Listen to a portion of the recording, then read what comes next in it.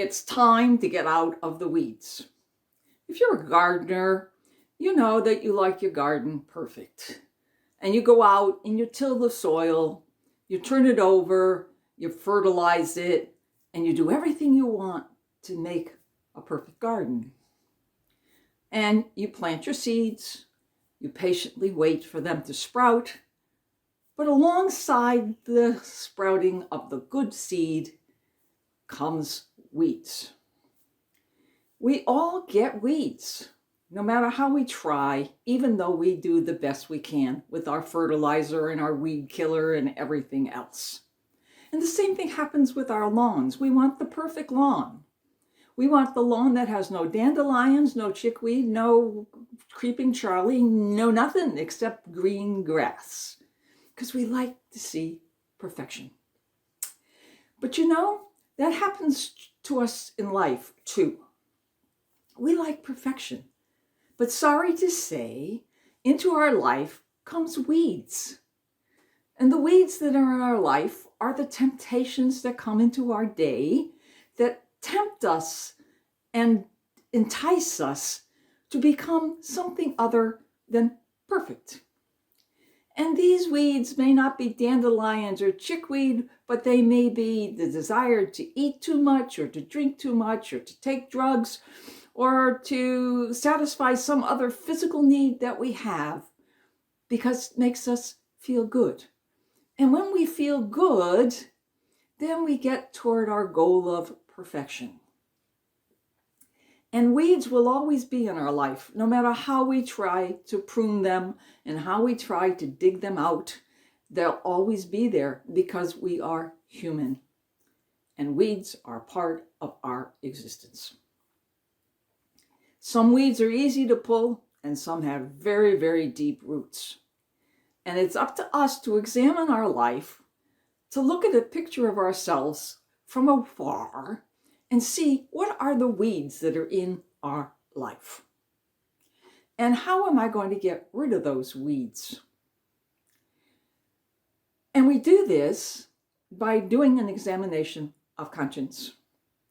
We look at ourselves and we see ourselves as much as we can in the image that we think that we are. And we have to be truthful when we do an examination of conscience, because otherwise we're just lying to ourselves.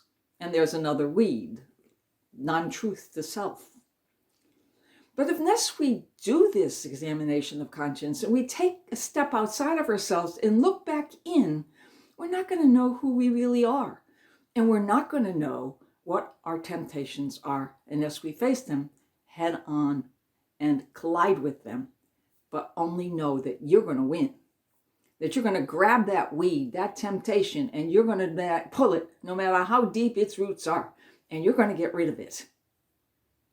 Because you know that weed is taking away from the nourishment of the good seed, the seed that's going to bear fruit.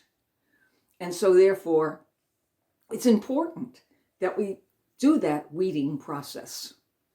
And you start by simply finding some place where you can be quiet, you can be still, and just pray for the guidance of the Holy Spirit. Ask Him for the gift of discernment, and to be truthfully, bloodily, as sincerely truthful as possible to look at who you are. God had an image of us when He created us, and He wants that image to be as perfect as it can be. But He knows we have weeds in our life, and He knows that the nourishment that He's giving us isn't being used to fulfill His goodness and greatness and love in our life, but rather the old boy, the devil, is using his mechanisms to take and sap the nourishment from the good seed. Look at yourself, see what it is that you need to change, and then set out a plan.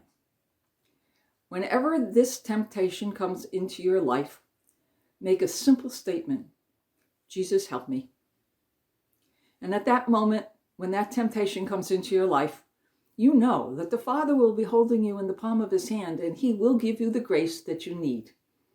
but it's a matter of awareness. But if you don't know what you're aware of, then there's no way to change anything. And the only way you're going to have awareness is to look at yourself as you truly are before God and are before yourself. Because you're the only one you have to be truthful to outside of God. You're the one that has to control your life.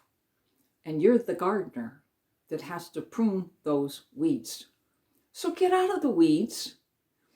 Give yourself over to the nourishment and to the love and to the development that God is willing to give to you, and be the good seed.